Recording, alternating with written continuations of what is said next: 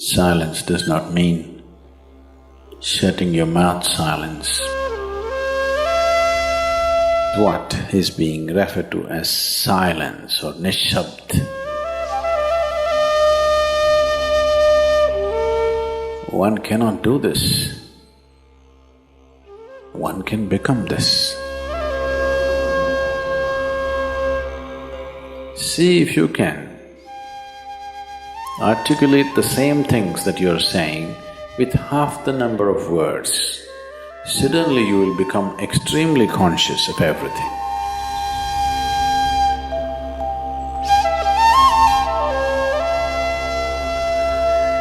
The wind makes its own sound, so does the water.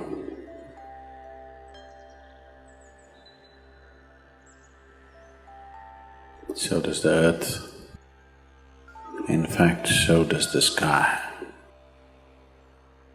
All the celestial objects are making their own sounds. There are sounds of pain, sounds of pleasure, sounds of misery, sounds of joy. For everything there is a sound. With human life, it's very true. Sounds of life, and there are sounds of death, and there are even sounds of silence.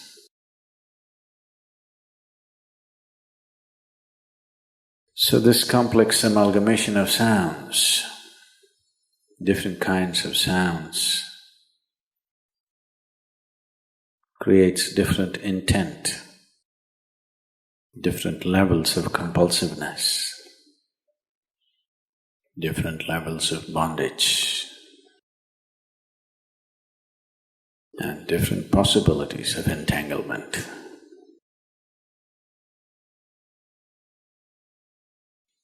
In all this, why one chooses to become silent? Silence is not a way of denying yourself life. It is not even about denying yourself articulation. Silence is about moving from compulsiveness to consciousness. All sounds represent different forms and different dimensions of compulsiveness. When one chooses to become conscious, not be entangled in the compulsive nature of the existence,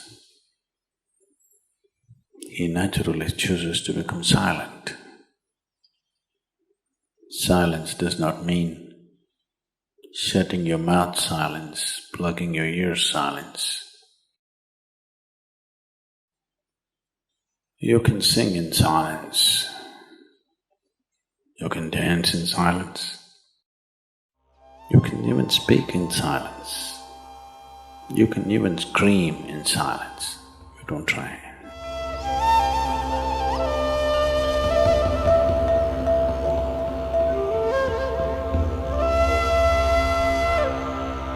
That does not mean when everybody is silent you scream. That is not screaming in silence.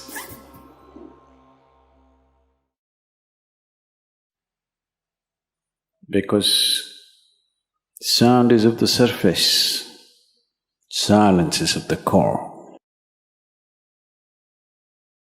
It is only the surface which makes the sound. See, now the water is hitting the surface and making the sound. Deep down, there is no sound. That is so with life. On the surface, it is a very complex mesh of sounds, a maze of sounds happening. But at the core, there is no sound. There is no word for no sound in English language. We call it nishabd. That means absence of sound, a total absence of sound. Absence of sound means absence of reverberation. Absence of reverberation means absence of life. Absence of life means absence of creation. Absence of creation means absence of the Creator too. So a space which is beyond creation and Creator, a dimension which is beyond life and death,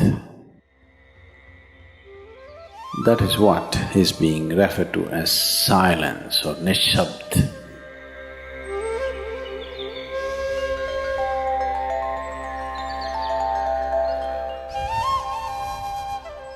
One cannot do this. One can become this. Commonly, there are two words employed to describe this. One is maun, that means you're practicing silence, you're not silent. You shut your mouth and you're remaining in maun. This is not nishabd. Maun means you're practicing silence. If you're practicing something, obviously you're not that. Are you life or are you practicing life? I'm asking you. Are you life or are you practicing life? Practicing life? No, your life.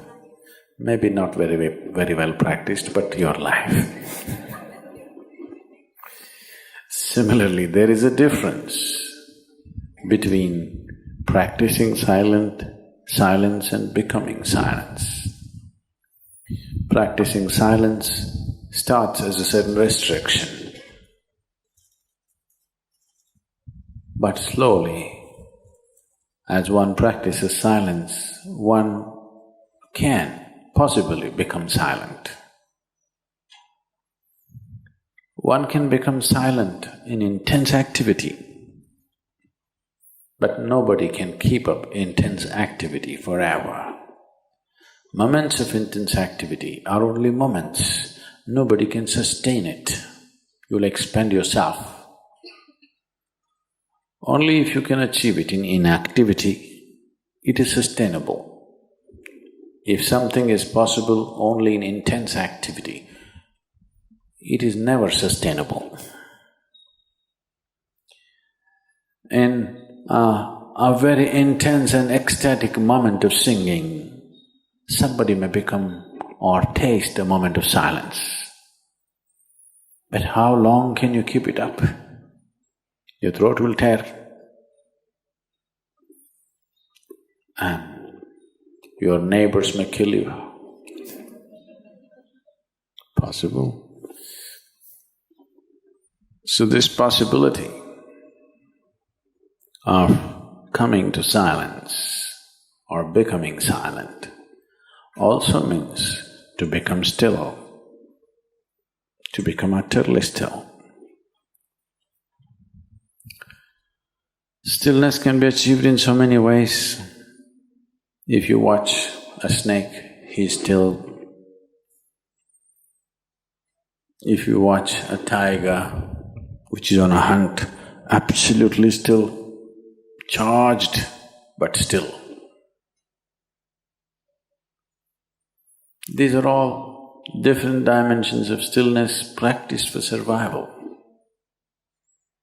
If a snake moves too often, he'll get killed. If a tiger does not know how to be still, he'll never get his food. These are all acts of survival. A human being, for survival, he has to be active. Only when his vision falls upon something which is beyond survival, then he will think of stillness. Then he will understand as he observes himself, as he notices the complexity of one's compulsions. He understands the only way to solve it is to become still. to train this body, to train this mind, to become still.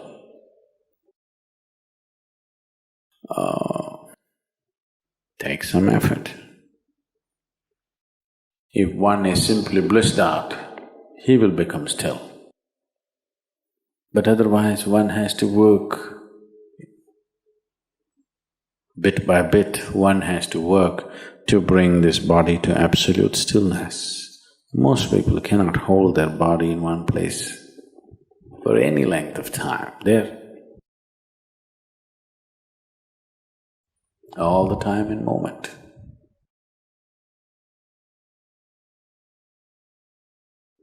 As it is said, a man is ill only because he does not know how to be still.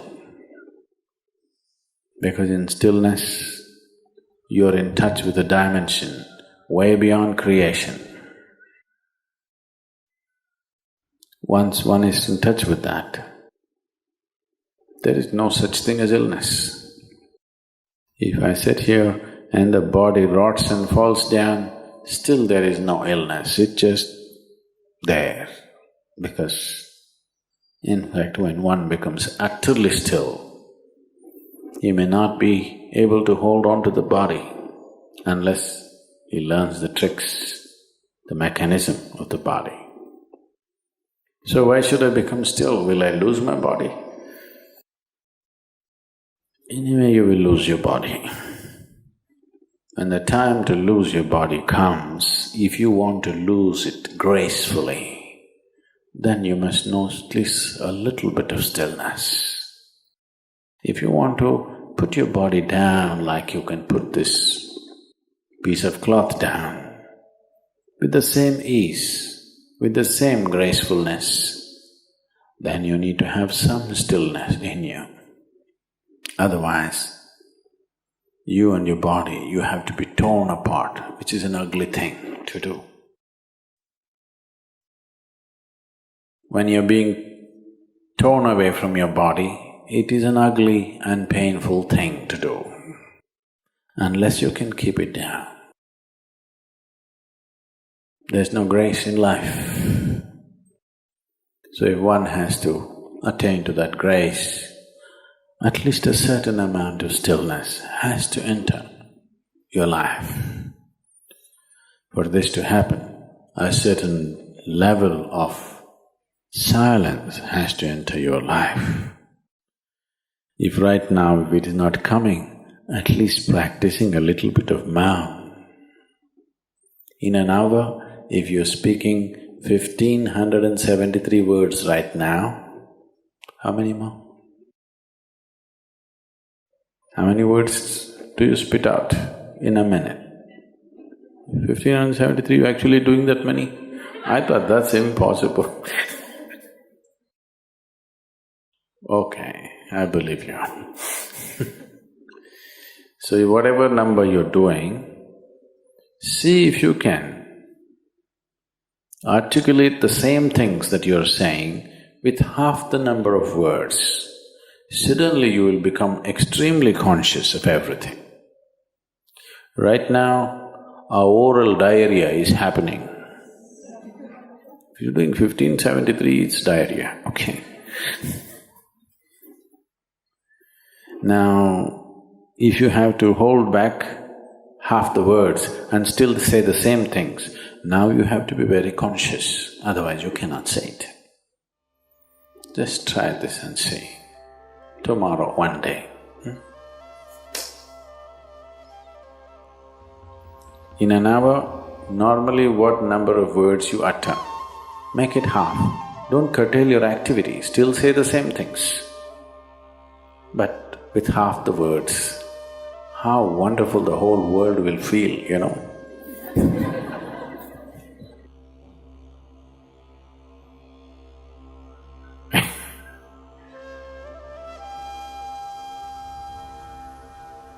World will be a wonderful place, I'm telling you, tomorrow, if everybody does this. Many marriages will be saved.